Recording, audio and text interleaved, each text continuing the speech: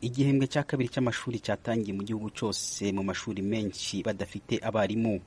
Aba barimu ni abigisha amasomo ajyanye n'ubumenyi cyangwa siyansi. Muri iki gihugu abanyeshuri bari bamaze ibyumweru bitatu mu kiruhuko. Bwana Eridadi Turinimana, umwarimu mu ishuri ryisumbuye rya Kanaba mu karere ka Gisoro, ari muri abo barimu bigisha amasomo ya siyansi bari mu myigaragambyo. Yatangarijwe rya Amerika icyatumye bahagarika akazi. Nje ntabwo nagiyeyo kandi na bagenzi banjye benshi ntibagiyeyo, turategereje ngo gavumenti banziveyo itwemerere icyo badusezeranyije. Ijambo ry'umukuru w'igihugu turaryizeye, niyo mpamvu twanze kuja gukora. Turashaka ngo presidenti wubwe nangwa abandu be agira uwatuma agize icyo atubwira akatwemerera ko amashuri yacu ariho. Nta mpamvu yindi natwe tubabaranye n'abana bacu bari kurirwa batize, natwe tukirirwa twicaye nta kazi dufite.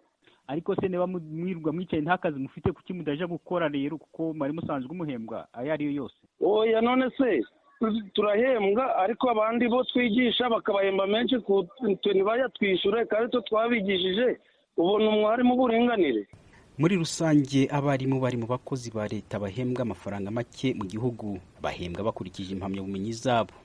Umwarimu uhembwa make mu mashuri abanza ahembwa hafi amadolari 170, ariko abarimu ba siyansi mu mashuri yisumbuye bo bahembwa hafi amadolari 350 z'amanyamerika.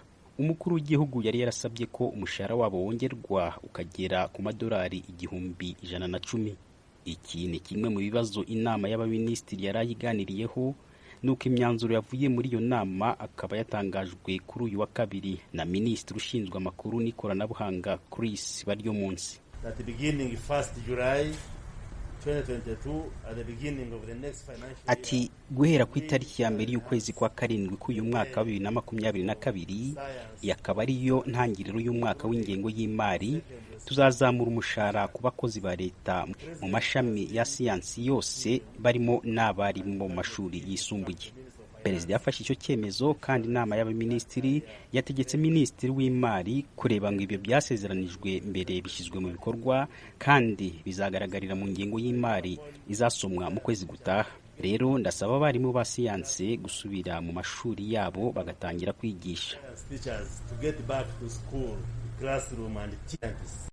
Mwarimu Eridadi yishimiye aya makuru ya minisitiri, ariko avuga ko azasubira ku ishuri ari uko amaze kubona amakuru afatika aturutse mu ishyirahamwe ry'abarimu bigisha siyansi. Turi kuvuga ngo babitubwira babishize mu nyandiko babyanditse, tuzahita dusubira ku kazi. Ibindi byose twasabaga byose bibikiwe mu ruramushahara. Icyakora abandi bakozi bagaragaje impungenge z'impamvu leta itekereza kuzamura umushahara w'abakozi bo mu bumenyi gusa kandi izindi nzego nazo zifite akamaro kanini ku iterambere ry'igihugu. Minisitiri nabo yabasubije. So there has been that debate, why science, but we all appreciate that the development. Ati habayeho izo mpaka kubera iki siyansi, ariko twese dushima ko impinduka za sosiyete zikomeye zatewe na siyansi. Tekereza ku cyorezo cya COVID-19 cyibasiye isi yose, igisubizo cyacu cyavuye muri siyansi.